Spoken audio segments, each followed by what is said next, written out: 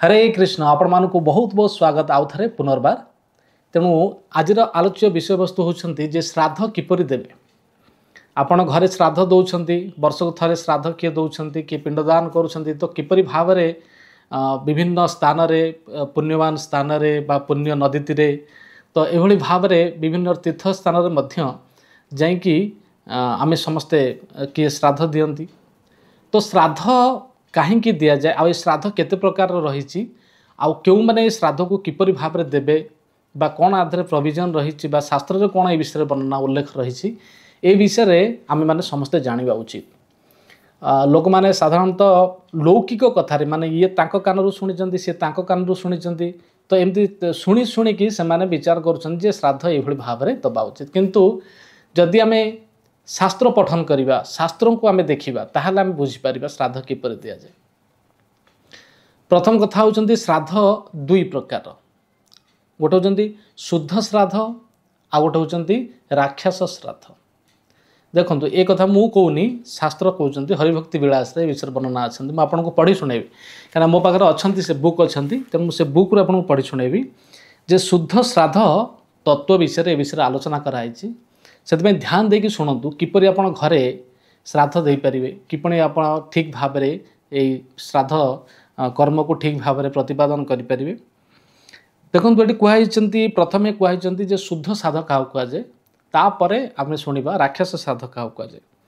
महाप्रसाद द्वारा ही वैष्णव बा आत्मवस्तु तृप्त होती। महाप्रसाद द्वारा भगवान का महाप्रसाद द्वारा आत्मस्वजन को विष्णु वस्तु द्वारा श्रद्धा प्रदर्शन ही ताकू शुद्ध श्राद्ध कहुए। तो विपरीत तार जहाँ विपरीत रहा से अनुष्ठान को कौन कहुए ना विद्ध बा राक्षस श्राद्ध कहुए। किपरि ए विषय देखो लिखा जाए प्राप्ते श्राद्ध दिने प्रागन्नम भगवते प्रयेत तच्छे श्रेणैव कुर्वीत श्राद्धम भागवतो नरः। ये हूँ हरिभक्ति विलास 9/84 अपन देखिए। भगवतनिष्ठ व्यक्ति श्राद्ध दिवस रे प्रथमतः भगवान को से अन्न प्रदान पूर्वक से निवेदित अन्नर शेष भाग द्वारा ही श्राद्ध अनुष्ठान करेंगे। किपरि करेंगे ना से प्रथमे कौन करेंगे ना निष्ठावान व्यक्ति जो माने कि वास्तव में तांकर पितृपुरुष मानक पई तांकर उद्धार पई तांकर कल्याण पई जो माने श्राद्ध देवाई चाहूँगी प्रतिवर्ष दौरान आम तो एमती गोटे अनुमान कर दे दूचे जस्ट। किंतु जब तत्व विषय आलोचना कराए भर जब पशिकी जानापी आलोचना कराए वास्तव में श्राद्ध कहीं दिहे कहीं आमर जो पितृपुरुष था उद्धार निमित्त जदि कौन अलग जोनि थे कौन कष्ट पाथे कौन एक दुर्दशा स्थित थे से उद्धार करने कहीं आम ये किसी संकल्प करुचे किसी प्रदान करुचे जहाँ को सी प्राप्त होगी सेठू से उद्धार प्राप्त है ता पुणी किपरि ना भगवान विष्णु द्वारा कहीं भगवान विष्णु व्यतीत अन्य कौन उपाय आम यही कार्य को संपादित करें कहीं भगवान प्रत्येक कार्य भगवान को ही रखा जाए भगवान को निवेदित कला पर जाकि से कार्य अन्य को आम प्रदान करें। से भाव में कहुई जो मैंने भगवतनिष्ठ व्यक्ति श्राद्ध दिवस रे प्रथमतः से कौन करेंगे ना भगवान को अर्पण करेंगे। माने जो माने वैष्णव जो माने वैष्णव दीक्षा दीक्षित होती जो माने भक्त से माने कौन करेंगे ना प्रथमे भगवान को कहीं भगवान को बिना से किसी करते ना प्रथम भगवान को प्रत्येक जिन अर्पण करेंगे। तो भगवान को सी अर्पण करेंगे प्रथमे तापर से ही अन्न प्रसाद को से कौन करेंगे ना तांकर पितृपुरुष को श्राद्धरे से अर्पण करेंगे। आम कौन कर डायरेक्ट आम अर्पण करदे ब्राह्मण को डाकी दौचे बसई दौचे करदे से भाई नाई ये सी तो हूँ कर्मकांडीय पद्धति। किंतु वैष्णव पद्धति रे प्रथमे अन्न प्रसाद महाप्रसाद माने महाप्रसाद पुरी महाप्रसाद आणवे आउ ताकू श्रद्धापूर्वक से अन्न को कौन करेंगे ना से आपण पितृपुरुष उद्देश्य जहाँ उद्देश्य आप श्राद्ध दौरान जहाँ तो तांकू आपण निवेदन करेंगे। सेकेंड श्लोक रे कहउचंती विष्णु निवेदिता अन्नम जष्टव्यम देवतांतरम पितृभ्यश्चापि तद्धेयम तद्दानंताय कल्पते। ये हूँ हरिभक्ति विलास 9/87 आपन देखंतु एटी कौन कहउचन तार अनुवाद रे विष्णु को निवेदित अन्न द्वारा अन्यान्य देवतागणकर पूजा कराजिबा होची कर्तव्य।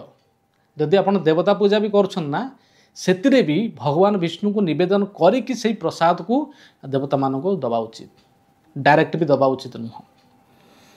पितृपुरुष आदि को मध्य सेही महाप्रसाद अन्न अर्पण करिवे, देवता मान को देवे ता सहित पितृपुरुष को मध्य सेही महाप्रसाद देवे। भगवान विष्णु अखंड बा अनंत वस्तु, महाप्रसाद भगवान विष्णु ठारू अभिन्न, माने भगवान जी महाप्रसाद होती सी से पुरी जो आप महाप्रसाद पाचे आम कौन कहे ना हूँ अन्न ब्रह्म भगवान उच्चिष्ट अर्थात भगवान मुखरे लगी भगवान पाई सी हूँ महाप्रसाद। तेणु भगवान ठारू महाप्रसाद भिन्न नुहति, ये विचारटा प्रथम आप जाना उचित। ताहा खंडित वस्तु नुहे, ताहा एक माने भगवान जी से स्वयं महाप्रसाद।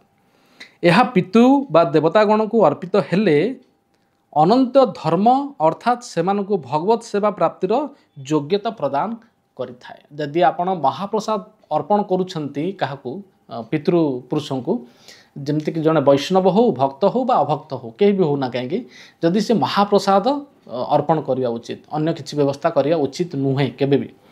तो यह भाव में जदि से करुँच ताहले कौन हम ना तांकर अनंत धर्म से प्राप्त हे आ भगवत सेवा प्राप्ति गोटे योग्यता मिल, अर्थात सी जो स्थिति रे थिबे से स्थिति से उद्धार पाइकी से एक उन्नत स्थिति प्राप्त हेबे, जो थी भगवान सेवा करने गोटे योग्यता दिज्व से एक शरीर दिज्व। तो से यहाँ आप भल से बुझा उचित। तापर कहते भक्ष्यम भोजन च जत किंचित निवेद्य अग्रभोक्तरी न देयम पितृदेवेभ्य प्रायस्किति यतो भवेत। ये हूँ हरिभक्ति विलासर श्लोक।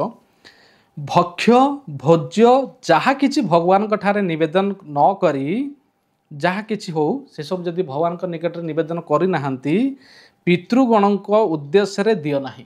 सीधा कथा कहूँ, जदि भगवान को प्रथम अर्पण करना ताहले पितृपुरुष को दियो नाही सीधा, कारण अनिवेदित द्रव्य अर्पण कले प्रायश्चित करने पड़ी था। जदि आप भगवान को ताहा अर्पण करना ताहले आपन को तार प्रायश्चित पुणी करने पड़ो। जदि आप भगवान को न देकी दे दूसरी क्या पितृपुरुष को अर्पण कर दूसरी ताहले आपन को दोष लगे आ तार पुणी प्रायश्चित आपन करने पड़ो। आउर कौन लिखाई आपन कर विष्णु को जो माने भक्त से माने कुश धारण करते नहीं, से कहुई जे संकल्प च तथा दानम पितृदेवार्चनादिकम विष्णु मंत्र उपदिष्ट चेन कुर्जात कुश धारणम। ये हूँ स्कंद पुराण रेवाखंडार ये विषय वर्णना अच्छी। जदि कौन व्यक्ति विष्णु मंत्र उपविष्ट, जदि कौन व्यक्ति भक्त से विष्णु मंत्र अर्थात दीक्षित व्यक्ति से दीक्षा ग्रहण करछंती ताहले से संकल्प करिवे नहीं, दान पितृ देवतांकर अर्चन प्रभृति ये कुश धारण से करेंगे ना। ये विषय वर्णना अच्छे कहीं जो मैंने भगवत भक्ति जाजन करती से ये सब कार्य करें ना। तेणु भगवत भक्तर गया श्राद्ध बा पिंडा आदि प्रदान कौन आवश्यकता ना। जो मैंने गृहत्यागी अर्थात भगवान प्रीति अर्थ निजर जीवन को समर्पण करछंती आ घर त्याग करछंती, तो से भली महात्मा से भली व्यक्ति बा भक्त से माने कौन करेंगे ना ये जो गया श्राद्ध बा पिंडा आदि तांकर आवश्यकता नहीं बा से सब कार्य से करेंगे ना। किंतु गृह रोहुथिबा कर्ता से ये श्राद्ध को करवा उचित, ताको केबे बंद करवा उचित नुह। एटा केवल सेमानक पई जे जीए गृह त्याग से माने एक कार्य करेंगे ना। किंग दत्ते बहु भी पिंडे गया श्राद्धादि भी मुने जैवर चित्तो हरिभक्त्या पितृ अर्थेन च दिने दिने। हरिभक्ति विलास विषय कहुई जे हे ऋषि जो समस्त व्यक्ति प्रतिदिन पितृपुरुषंकर उद्देश्य भक्ति सहकारे श्री हरिंकर अर्चना करती गया श्राद्धादि बा बहुत बहुत पिंडदान से की प्रयोजन कौन अच्छी। जी भगवान भक्ति जाजन कर प्रत्येक दिन शुद्ध भाव तांकर ये सब आवश्यक ना, अर्थात सेमानंकर गया श्राद्धादि कौन आवश्यकता नहीं। यही विषय एक कथा रही आप देखिए जो चैतन्य महाप्रभु गया जाइए पितृंकर श्राद्ध दवापाई पितृपुरुष को, विशेषकर पिता जो गया जाते गया श्राद्ध से गुरु को से दर्शन करते गुरु को से दर्शन कर कौन प्रार्थना कर देखु प्रभु बोलेन गया यात्रा सफल आमार तत्क्षण देखिला चरण तुमार गुरु को देखिकी चरण वंदन कर चरण देखिकी मु धन्य हो गली तीर्थे पिंड दिले से निस्तरे पितृगण से ओजारे पिंड दे तरे से जन जदि आपण को जदि जड़े भक्त जितेबले भगवान जिते गौर सुंदर चैतन्य महाप्रभु जिते गुरु को दर्शन कले आउ गुरु को दर्शन करी से प्रार्थना कर आपण को दर्शन करी मु सब किसी प्राप्त हो गली आउ श्राद्ध कौन देवी कहीं जड़े जितेबले महाप्रभु से स्थान रे ही गुरु ठारू यही प्रेम भक्ति को प्राप्त होते आउ सेबेठारू से संपूर्ण वैरागी रूप से महाप्रभु कृष्णंकर विरह राधाकृष्ण विरह से सर्वत्र प्रचार कले तापर भाव भाविष्ट होकर रोते सदा सर्वदा से किसी आवश्यक पड़ला ना कहीं जड़े उन्नत जमी कह जोड़ा एग्जाम्पल जब आप बुझापी चाहिए जमी सब नियम समस्त लागू हुए ना जमी जड़े रास्तार जाऊँगी ट्राफिक नियम ये सब जिनस से मानि चलो किंतु जदि जड़े फ्लाइट्रे जाऊँगी ताहले से कौन से रास्तार नियम को मानव ना ताप नियम अलग तेणु जो मैंने ऊर्ध्वगामी हो जाती जो मैंने ऊर्ध्व गति की प्राप्त हो जाती जो मैंने ऊर्ध्वरेता हो जाती से नियम किसी अलग से माने साधारण नियम रे गणित हेबे ना तोमा देखी नहीं मात्र कोटि पितृगण से क्षण सर्वबंध हये विमोचन अतएव तीर्थ नये तोमार समाना तीर्थेर परम परम तुमी मंगल प्रधान संसार समुद्र हईते उद्धार आमारे यही आमी देह समर्पिलाम तोमारे मु बर्तमान निजको समर्पण करुच्ची गुरु निकट में समर्पण कले सबकि त्याग कल कृष्ण पाद पद्मे अमृत रसपान आमारे कराओ तुमी यही चाही दान मुझे दान चाहूँगी भिक्षा चाहूँगी जे आपण मते कौन करूँ ना कृष्ण पाद पद्म जो अमृत रसपान करेले से आपण को से बहुत बहुत धन्यवाद दौरान गुरु को ये हूँ चैतन्य भागवत आदि लीलारे ए विषय वर्णना अच्छा दे कर्मजड़ स्मार्तगण वंचित और पुनः पुनः वंचित हेबार योग्यता संपन्न सेमानकर अवंछना परा कथा शुणिबार कर्ण विधाता कर्तृक रुद्ध अतएव सेमानंकु गुरुतर वैष्णव अपराधरु मोचन करने वैष्णवगण सेमानंकु वंचना ही करिवे से कहुई स्वभावस्ते कर्मजड़ान वंचयन द्रविणाधिवी हरे नैवेद्य संभारान वैष्णवेभ्य समर्पयेत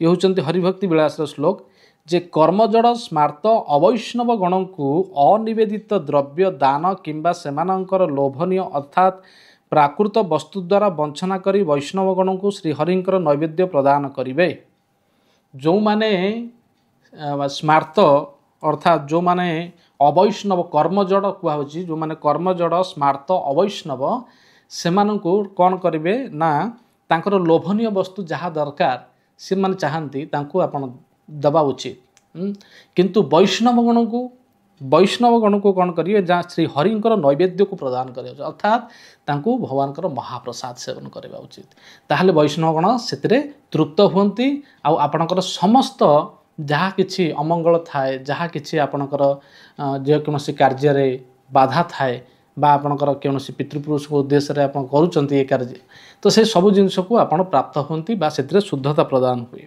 से कहुच्छी जे वैष्णव श्राद्ध ही अर्थात ये शुद्ध श्राद्ध ही उपयुक्त श्राद्ध तापर आम देखिए राक्षस श्राद्ध क्या कहुए अर्थात विद्ध श्राद्ध क्या कहुए जे कर्म मार्गीय श्राद्धर नामांतर ही राक्षस श्राद्ध माने कर्म मार्गीय अर्थात जो माने कर्मकांड पद्धति जो सब कार्य करुछंती से श्राद्ध को कहा जाए राक्षस श्राद्ध जस्तु विद्या विनिर्मुक्तम मुखम मत्वा तु वैष्णवम वेदवित् भियो ददात विप्र श्राद्धम तद राक्षसम भवेत कहुच्छी हरिभक्ति विलास रे जे वैष्णव को विद्याहीन मूर्ख मन करी वेदविद गण को श्राद्ध प्रदान कले विप्रकृत सही श्राद्ध राक्षस कर्तृक बोली गृहीत हुए जदि वैष्णव मान को आप अनादर करी अर्थात वैष्णव मान को आप विद्याहीन मूर्खहीन मूर्ख बोली विचार करेंगे आ वेदविद जो माने मंत्र पाठ कर ब्राह्मण से आप श्राद्ध प्रदान कले श्राद्ध प्रदान कले ताहले ताकू कुआ जाए राक्षस श्राद्ध। तेणु अद्वैत आचार्य आचरण ए विषय कहुए जो अद्वैत आचार्य अर्थात चैतन्य महाप्रभु लीला आचार्य कहे न तुमी नाकरीह भय से आचरिब जे शास्त्र मत हय जोटा शास्त्र मत सेटा को ही उच्चारण करा ग्रहण करा तेणु तुम्हें भय करनी कौन ना तुमी खाइले हय कोटी ब्राह्मण भोजन एत बोली श्राद्ध पात्र कराइल भोजन। जेतेबेले अद्वैत आचार्य तांकर श्राद्ध प्रदान करुछंती पितृपुरुष को सेतेबेले से जड़े वैष्णव को डाकुचंती। किए से जड़े वैष्णव ना से हरिदास ठाकुर। हरिदास ठाकुर जड़े जबन थिले किंतु नीच कूल जन्म हेले सुधा से भगवान परम शुद्ध भक्त थिले कहीं जेहेतु से भगवान को प्रति समय 3 लाख नाम जप करते भगवान अति प्रिय थिले से बहुत शुद्ध थिले आउ अद्वैत क्या डाकी ना जड़े वैष्णव डाकिले से होती किए ना हरिदास ठाकुर।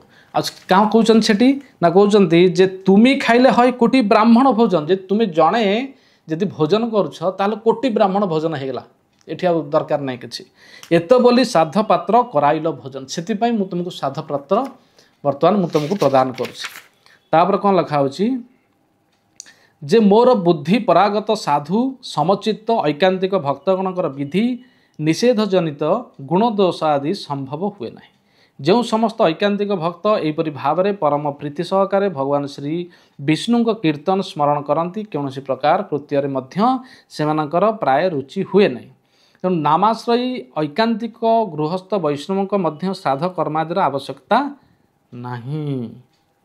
नित्यं नैमित्तिकं काम्यं दानं संकल्पमेव च दैवं कर्म तथा पैत्रं न कुर्यात् वैष्णव गृही।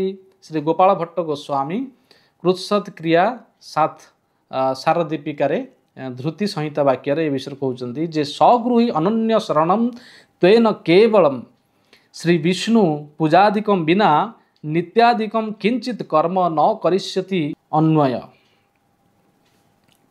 सत्क्रिया सार प्रदीप आप देखिए ये विषय कह विष्णु ठारे अनन्य शरण नैतिबा गृहस्थ वैष्णव नित्य नैमित्तिक काम्य दान संकल्प दैव एवं पवित्र कर्म श्राद्धादि करिवे नाही। सगृही अनन्य शरणं त्वेन केवल श्री विष्णु पूजादिकं बिना नित्यादिकं किंचित कर्म न करिष्यति त्य अन्वय। ये विषय कौट कहुई ना सत्क्रिया सार प्रदीप ए विषय वर्णना कराई। विष्णु ठारे अनन्य शरण नहीं गृहस्थ वैष्णव जो माने गृह रोचंती किंतु वैष्णव देखित से माने नित्य नैमित्तिक काम्य दान संकल्प दैव एवं पवित्र कर्म अर्थात श्राद्धादि से करेंगे ना। कहीं जो मैंने भगवान को संपूर्ण रूप से समर्पित ऐकांतिक नाम आश्रय करके जीवन यापन करुँच शुद्ध वैष्णव किंतु गृहस्थ से श्राद्धादि कर्म करेंगे ना। कहीं एक मु कहूनी सत्क्रिया प्रदीप आप देखिपारे आउ हरिभक्ति विलास आपण मैंने देखिपारे शास्त्र प्रमाण अच्छी बिना शास्त्र प्रमाण जदि आम मनर किसी कहीदे ना भूल हो किंतु शास्त्र जदि अनुमोदन करुँच से कार्य को करवा उचित। आहरी मध्य वर्णना कराई से सत्क्रिया प्रदीप आप सार प्रदीप आप देखिए कृष्ण भक्त सर्वदा शुद्ध पवित्र एवं कुश धारण वर्जित कुश धारण से करेंगे नहीं किंतु कर्मकांड जो मैंने फॉलो करेंगे जेहेतु से काम संकल्प रहित एवं अंतर बाहर हरिमय किए विष्णु भक्त जेहेतु से काम आउ संकल्प रहित तार किसी ना तो कामना थाए ना कि से संकल्प करे किसी प्राप्त हाँपे आउ अंतर बाहर से हरिप्रिय भगवान से प्रिय अति प्रिय। तेणु आपण मैंने वर्तमान शुणिले जे शुद्ध श्राद्ध क्या कहुए आउ राक्षस श्राद्ध बा विद्ध श्राद्ध क्या कहुए से जो मैंने कर्मकांड को फॉलो करुँच कर्मकांड पद्धति से करुँच भगवान को विष्णु को प्रत्येक स्थिति रे कहबार उद्देश्य प्रत्येक स्थिति रे आमे भगवान विष्णु को ही मूल रूप से रखा उचित तांकु प्रत्येक वस्तु अर्पण करवा उचित तापरे आमे से वस्तु को आमे श्राद्धरे लगे परिवा आमे पितृपुरुषों को आमे अर्पण कर देवता मान को अर्पण कर भाव में करवा उचित। तेणुक दुईटी पक्षरे जदि आमे भगवान विष्णु को आमे रखा ताहले श्राद्धरे कौन असुविधा ना। तेणु जो मैंने वैष्णव विशेषकर जो मैंने भक्त से मन भीतर प्रश्न थाए जे आमे माने मध्य श्राद्ध करूँ ना करूँ नहीं ନାଇଁ ଆପଣମାନେ ଶୁଣିଲେ ଯେ ବୈଷ୍ଣବ ମାନେ ଯେଉଁମାନେ ଐକାନ୍ତିକ ନାମାଶ୍ରୟ କରି ଶୁଦ୍ଧ ସ୍ଥିତିରେ ଯେଉଁମାନେ ଉପସ୍ଥାପିତ, ଯେଉଁମାନେ ଭଗବାନଙ୍କ ଶରଣରେ ସମ୍ପୂର୍ଣ୍ଣ ସମର୍ପିତ ଆଉ ଶୁଦ୍ଧ ସ୍ଥିତ ସେମାନେ କାର୍ଯ୍ୟ କରୁଛନ୍ତି, ସେମାନେ ବୈଷ୍ଣବ ଗୃହୀ ହେଲେ ମଧ୍ୟ ସେମାନେ ଏହି ଶ୍ରାଦ୍ଧକୁ କରିବେ ନାହିଁ ବୋଲି କୁହାଯାଉଛି। କିନ୍ତୁ ଯେଉଁମାନେ ଜେନେରାଲି ନୂଆ ନୂଆ ଫଲୋ କରୁଛନ୍ତି ସେମାନେ ନିଶ୍ଚିତ ଭାବରେ କରିବା ଉଚିତ, ଆଉ କର୍ମକାଣ୍ଡୀୟ ପଦ୍ଧତିରେ ଏସବୁ ନିଶ୍ଚିତ ଭାବରେ କରିବା ଉଚିତ। କିନ୍ତୁ ଯେଉଁମାନେ ଗୃହତ୍ୟାଗୀ, ଯେଉଁମାନେ ବୈଷ୍ଣବ, ଯେଉଁମାନେ ଭକ୍ତ, ସେମାନେ ଏହି କାର୍ଯ୍ୟକୁ କରିବେ ନାହିଁ। ତେଣୁ ଇଏ ରହିଲା ସୁନ୍ଦର ଭାବରେ ବର୍ଣ୍ଣନା କରାଯାଇଥିବା ହରିଭକ୍ତି ବିଳାସରେ ଶ୍ରାଦ୍ଧର କଥା। ତେଣୁ ଆପଣମାନଙ୍କୁ କଥାଟି କିପରି ଲାଗିଲା, ଯଦି ଆପଣ ମନ ଭିତରେ କିଛି କ୍ୱେଶ୍ଚିନ୍ ଥାଏ ମୋତେ ନିଶ୍ଚିତ ଭାବରେ କମେଣ୍ଟ କରିପାରିବେ। ବହୁତ ବହୁତ ଧନ୍ୟବାଦ। ଆଉ ନିଶ୍ଚିତ ଭାବରେ ଆପଣ ସବସ୍କ୍ରାଇବ୍ କରିବା ପାଇଁ ଭୁଲିବେନି। ଯଦି ଏଇଭଳି ଭାବରେ ସୁନ୍ଦର ସୁନ୍ଦର ଭିଡ଼ିଓ ଆପଣ ପ୍ରାପ୍ତ ହେବା ପାଇଁ ଚାହୁଁଛନ୍ତି, ଶ୍ରବଣ କରିବା ପାଇଁ ଚାହୁଁଛନ୍ତି, ଦର୍ଶନ କରିବା ପାଇଁ ଚାହୁଁଛନ୍ତି, ତାହେଲେ ସବସ୍କ୍ରାଇବ୍ ବଟନ୍ଟି ଆପଣଙ୍କ ପାଖରେ ଅଛି, ଆପଣ ସବସ୍କ୍ରାଇବ୍ କରିବେ, ଆଉ ଲାଇକ୍ କରିବେ, ଆଉ ସେୟାର ମଧ୍ୟ କରିବେ, ଯେ କି ଅନ୍ୟ ଜଣେ ମଧ୍ୟ ଏହି ସୁନ୍ଦର କଥାକୁ ପ୍ରାପ୍ତ ହୋଇପାରିବେ। ବହୁତ ବହୁତ ଧନ୍ୟବାଦ। ହରେ କୃଷ୍ଣ।